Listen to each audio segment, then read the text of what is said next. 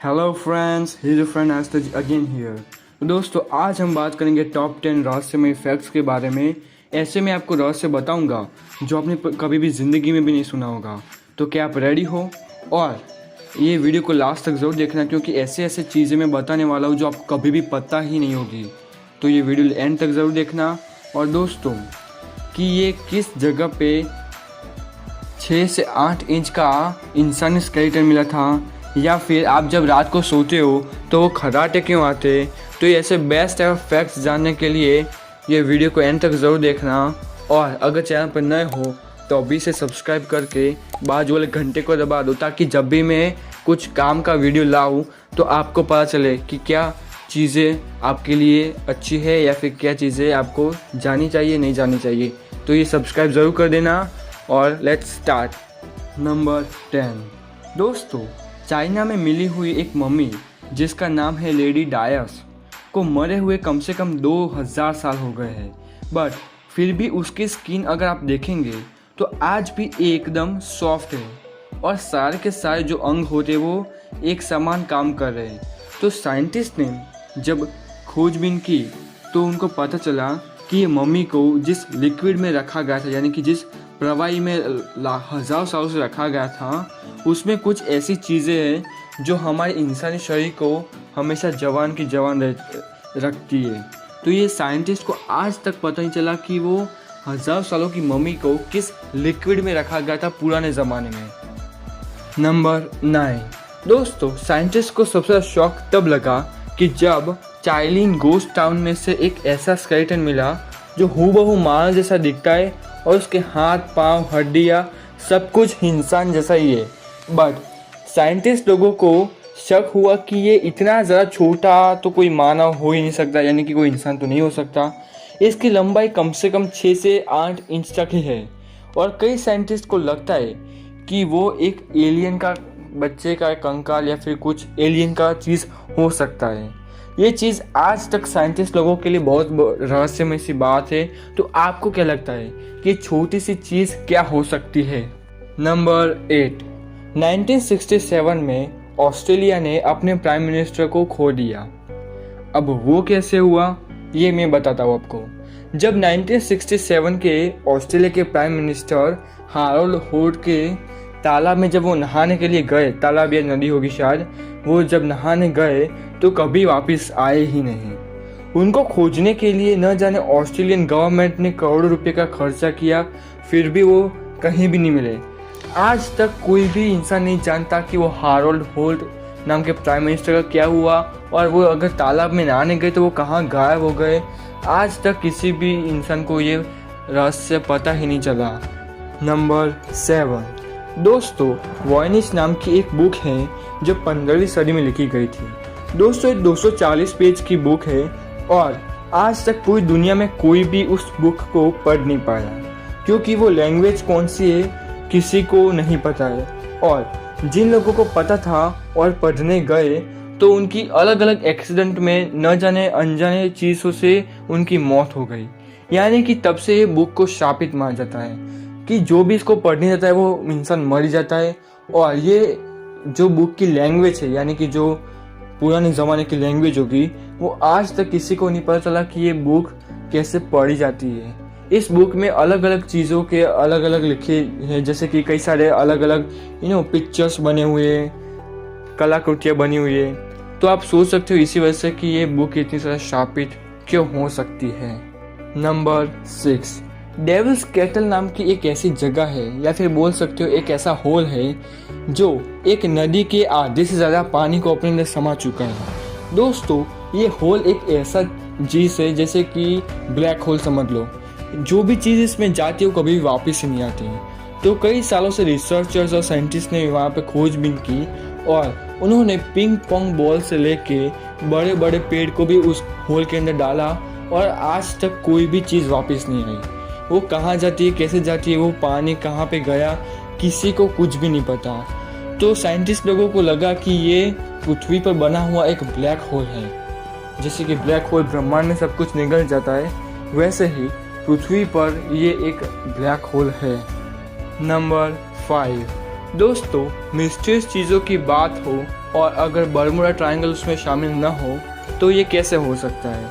तो चलो, जिन लोगों को नहीं पता कि बर्मुडा ट्रायंगल क्या है तो मैं उनको बता दूं कि ये बर्मुडा ट्रायंगल एक ऐसा इलाका है जो कम से कम 1,30,00,000 किलोमीटर में फैला हुआ है। ये एक एरिया जो मायामी फ्लोरिडा से लेके बर्मुडा आइलैंड और बर्मुडा आइलैंड से लेके सैन जुआन नाम के शहर, ये 3 शहर के बीच में एक ऐसा एरिया है जो बड़े बड़े जहाज़ों से लेके बड़े बड़े प्लेन्स का अपने अंदर निगल लेता है।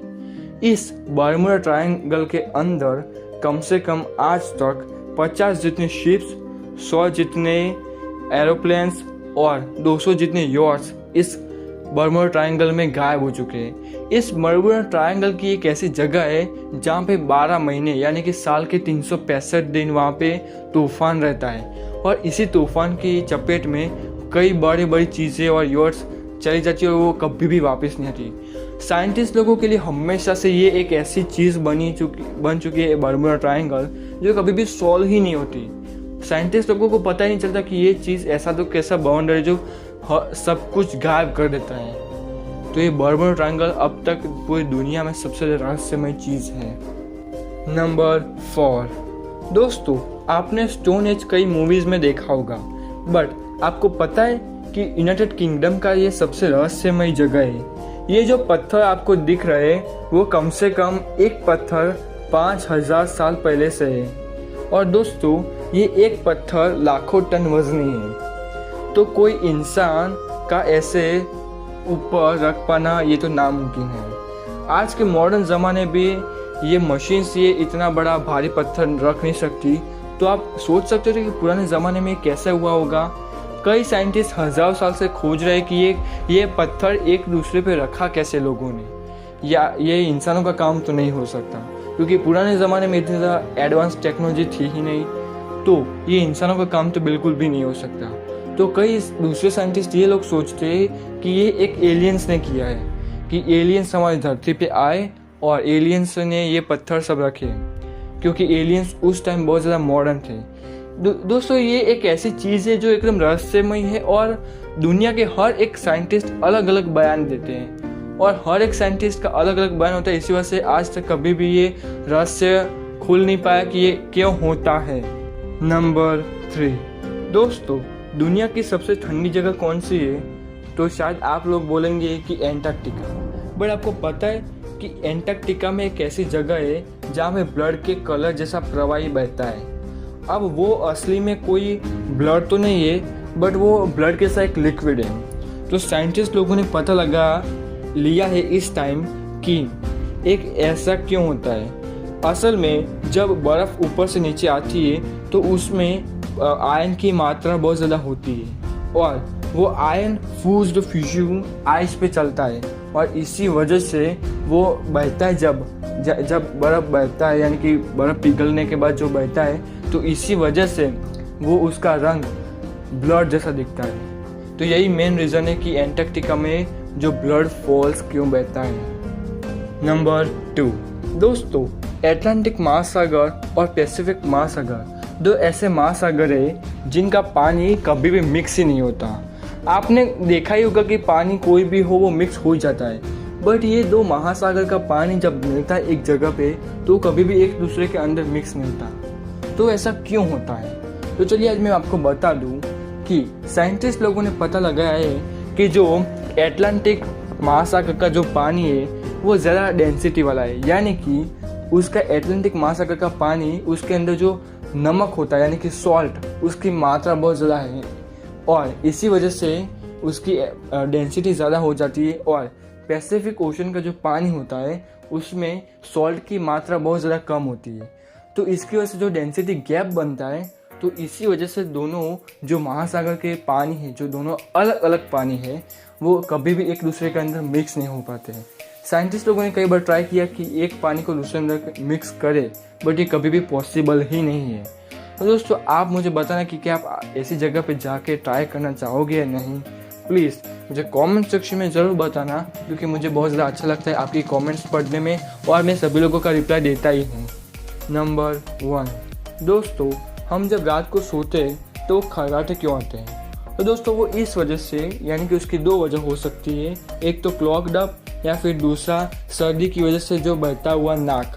तो जब रात को हवा आपके शरीर के अंदर जब लंग्स में जाती है तो वो आपके वोकल कॉर्ड से आवाज़ पैदा करती है, और यही एक मेन रीज़न है कि हम जब रात को सोते हैं तो कई लोगों के खर्राटे स्टार्ट हो जाते हैं। तो यही एक मेन रीज़न है कि आपके वोकल कॉर्ड से हवा टकराती है। तो दोस्तों आई होप कि आपको ये वीडियो पसंद आया होगा और कुछ यूज़फुल या फिर कुछ अजीब या फिर कुछ रहस्यमय चीज़ें जानने को मिला होगा।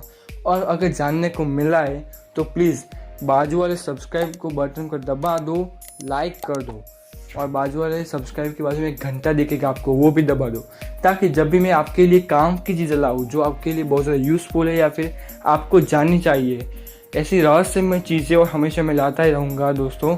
तो प्लीज़ मेरी सिर्फ एक ही विनती है कि एक फ्री सब्सक्राइब बटन ही तो दबाना है, तो बटन दबा दूँ। दोस्तों जो मेरा पिछला कॉमेडी वीडियो था तो उस वीडियो को आपने बहुत ज़्यादा प्यार दिया था, तो उसके लिए थैंक यू सो मच।